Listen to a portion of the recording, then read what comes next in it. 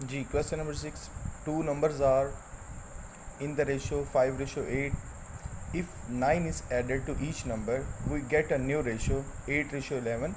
Find the number. तो ये बेटा क्वेश्चन नंबर 6 की स्टेटमेंट थी। तो इसमें बेटा हमने नंबर्स जो हैं वो निकालने हैं। तो फर्स्ट ऑफ ऑल हमने रेशियो ऑफ टू नंबर जो स्टेटमेंट के मुताबिक उसने दिया हुआ है, वो कह रहा है कि दो नंबर के दरमियान रेशियो है वो 5:8 है, ठीक है। और उन रेशियोज़ के अंदर हमने क्या ऐड करना है, वो 9 ऐड करना है, ठीक है। और 9 ऐड करने से आपके पास जो न्यू रेशियो बनती है वो 8:11। अब बेटा हमने इसमें लेट कर लिया, मतलब ये जो टू रेशियो हमारे पास थी इन दोनों को हमने लेट किया। मतलब ये फर्स्ट नंबर हमारे पास 5 है और सेकंड जो है वो 8 है। तो 5 को हमने x के साथ मल्टीप्लाई कर लिया, ठीक है। और 8 को भी हमने, मतलब ये दोनों हमारे पास नंबर्स आ गए। इसके बाद जो गिवन कंडीशन थी, गिवन कंडीशन के मुताबिक मतलब 5x के साथ हमने 9 को प्लस कर दिया और दरमियान में जो है 8 के साथ भी आपने 8x को भी आपने 9 के साथ प्लस कर दिया। जब इन दोनों को आपने 9 में प्लस किया, इन दोनों नंबर को, और आपके पास जो न्यू रेशियो बनी है वो 8:11। इसी तरह हमने इस रेशियो को, मतलब पहले आपको पता है कि इसको हम फ्रैक्शन की फॉर्म में भी लिख सकते हैं, ये बेटा हमने फ्रैक्शन की फॉर्म में लिख लिया।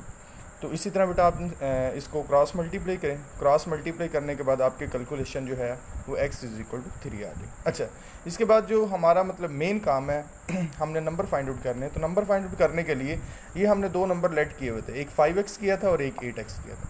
इन दोनों नंबर्स के अंदर आपने ये x की वैल्यूज़ पुट कर देनी, ठीक है।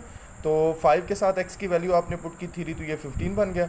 सेकंड नंबर जो है वो आपके पास 8x है, इसमें आपने x की जगह पे 3 पुट किया तो 24 बन गया। तो रिक्वायर्ड नंबर जो है वो आपके पास बन गए 15 और 24। जी, ये नेक्स्ट क्वेश्चन है, क्वेश्चन नंबर 7। तो ये भी बिल्कुल सेम टू सेम है क्वेश्चन नंबर 6 की तरह। इसमें बेटा उसने क्या हुआ है कि आपके पास ये एक रेशियो है दो नंबर की, और इसमें आपने जो प्लस करना है वो 10 है, ठीक है। जब 10 आप इन दोनों नंबर के अंदर प्लस करेंगे तो आपके पास जो नई रेशियो आएगी वो 1:2 आएगी। तो हमने लेट कर लिया, फर्स्ट नंबर जो है उसको हमने 4x कंसिडर कर लिया और सेकंड नंबर जो है उसको हमने 13x कंसिडर कर लिया। अब गिवन कंडीशन है, मतलब गिवन कंडीशन क्या कि ये जो 4x आपने लेट किया था इसके साथ आप 10 प्लस कर दें, ठीक है। इसी तरह 13 के साथ जो x आपने लेट किया था इसके साथ भी आप 10 प्लस कर दें। जब आपने 10 प्लस किया तो आपके पास न्यू जो रेशियो है वो 1:2 बन गया। अब इसको बेटा आपने फ्रैक्शन के अंदर लिख लिया। फ्रैक्शन में लिखने के बाद इसको क्रॉस मल्टीप्लाई किया। क्रॉस मल्टीप्लाई करने के बाद आपके पास जो x की वैल्यू है वो 2 आ गई। इसी तरह बेटा आपने फर्स्ट नंबर और सेकंड नंबर निकालना जिस तरह आपने पिछले क्वेश्चन में निकाला था। तो सेम टू सेम बेटा जी आपने ये x की वैल्यू जो है इन दोनों नंबर के अंदर पुट कर देनी, ये जो 4x और 13x है। तो ये बेटा हमारे पास रिक्वायर्ड जो नंबर बन गया वो 8 और 26 है। जी बेटा नेक्स्ट क्वेश्चन है हमारे पास, क्वेश्चन नंबर 8 है। Find the cost of 8 kg of mangoes if 5 kg of mangoes cost 250। तो ये बेटा हमने इसमें प्राइस फाइंड करनी, तो ये मैंने बड़े इजी अंदाज में लिखा है। मैंगोज़ जो हैं वो आपके पास 5 kg है, मतलब 5 किलो आपके पास मैंगो और उनकी प्राइस जो है वो 250 है। अगर 8 किलो मैंगोज़ लेते हैं आप तो उसकी प्राइस कितनी होगी। तो ये बेटा मैंने बड़े आसान अंदाज में इसको कर दिया है। ये पहले हमने मैंगोज़ की रेशो ले ली, उसके बाद प्राइस की ले ली। मतलब 5 किलो के लिए आपके पास 250 है और 8 किलो के लिए आपके पास x है, मतलब x आपने फाइंड करना है। तो इसको बेटा आपने वी फ्रैक्शन में लिख दिया, ये रेशियो में था इसको आपने फ्रैक्शन में लिखा। तो जब फ्रैक्शन में आपने इसको लिखा तो इसको क्रॉस मल्टीप्लाई करना है। तो क्रॉस मल्टीप्लाई करने से आपके पास x की जो वैल्यू है वो 800 बन जाएगी। इसका मतलब ये है कि अगर 8 किलो आप मतलब आम लेते हैं तो उनकी जो प्राइस होगी वो 400 होगी। ये क्वेश्चन नंबर 9 है। तो इसमें कह रहे हैं कि आपके पास a/b = 7/6 है। तो इस रेशो को आपने डिवाइड की फॉर्म में लिख लिया, मतलब a/b = 7/6 आ गया। तो इसके बाद वो कह रहे हैं कि आपने इसकी वैल्यू फाइंड आउट करनी है। 3a + 5b 7b - 5 है। तो इस रेशो को भी हमने डिवाइड की फॉर्म में लिख लिया। अब ये जो आपके पास है ये सारे के सारे जिसकी आपने वैल्यू फाइंड आउट करनी है, इसकी वैल्यू फाइंड आउट करने के लिए आपने इसके डिनोमिनेटर और न्यूमिनेटर, मतलब न्यूमिनेटर जो होता है वो ऊपर वाली वैल्यू होती है और जो डिनोमिनेटर होता है वो नीचे वाली वैल्यू होती है। मतलब ऊपर वाली वैल्यू और नीचे वाली वैल्यू को हमने b के साथ डिवाइड कर दिया। तो देखिएगा ऊपर वाली वैल्यू जो है उसको मैंने b के साथ डिवाइड किया, तो नेक्स्ट दरमियान में मैंने डिवाइड के साइन डाल दिया, ठीक है। उसके बाद मैंने इसी तरह दूसरी वैल्यू के साथ भी डिवाइड कर दी। अब बेटा मैंने 3a के साथ b को डिवाइड किया, 3 × a/b बन गया। अब 5b को मैंने b के साथ डिवाइड किया तो b से कट गया। इसी तरह आपके पास इधर भी आया। अब a/b की वैल्यू आपको दी हुई है 7/6 है, तो आपने a/b की वैल्यू 7/6 डाल दी। इधर भी आपने a/b की वैल्यू पुट कर दी।